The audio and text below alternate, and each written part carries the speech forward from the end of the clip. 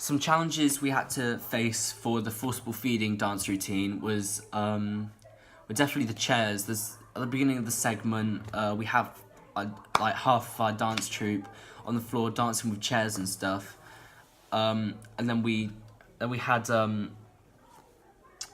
remaining cast members would then run across and kind of like crossover sort of thing.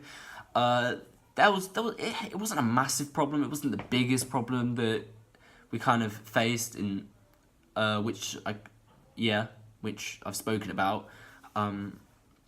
It was just a minor problem, but just to show how we adapted to that sort of thing. So we'd cross over and stuff, but the chairs would go up and trying to dodge the chairs as well. Kind of added to the effect in a way, but health and safety wise, I think there was a couple of knocks and bumps and bruises, I think, from chairs kind of coming down at the wrong time.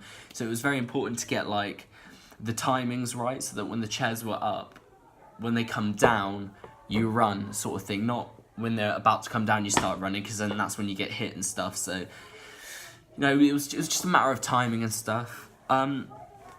For the swan dance, I wanted to talk a bit about problems that we faced with the swan dance.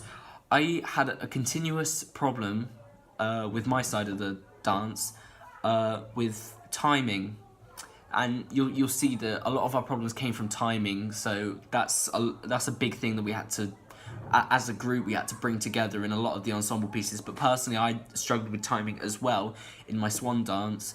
There were many times when I planned out the routine, okay, and it fit the music and stuff. It had a lot more musicality to it. But it actually came to the actual rehearsals when I'd be a little too fast doing it. I don't know whether it's nervous. I just want to get it over and done with. I honestly don't really know. I think it was literally a case of. Honestly, I think it was a case of just mistiming.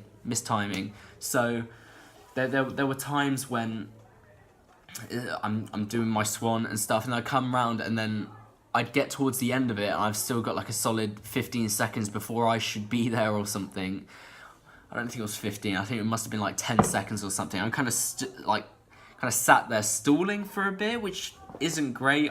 I threw in a few more motifs just to kind of like elongate it, just to try and stay professional and stuff. But timing was a massive thing to kind of like link up my movements with the music, you know, giving it that musicality feel to it. There was also a time when oh man, I've forgotten it.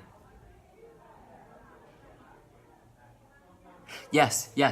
Again with the swan dance, there were times when I hadn't properly learnt it, but I was going through it anyway, and it constantly changed. That also impacted the timing of the actual piece. So it wasn't until like I'd been rehearsing, I'm like, okay, this is going wrong. I'm ending in like a different position. I'm just kind of in the middle. There's like this small section where I just kind of improvise, which is really bad on a professional note, but I kind of improvised it because I'd forget. I didn't really understand what was coming next. I didn't want to break character and be like, I don't know what's coming next sort of thing.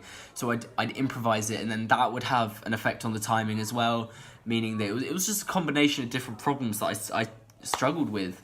Not only that, it's a different genre of dance that I'm not used to. So that was another thing that kind of implemented into the dance and stuff. But luckily, as rehearsals went on, I nailed down the beats and stuff. I nailed down the timing, and in like it's starting to get better, and it was progressive. It was a very progressive thing, but it was extremely frustrating.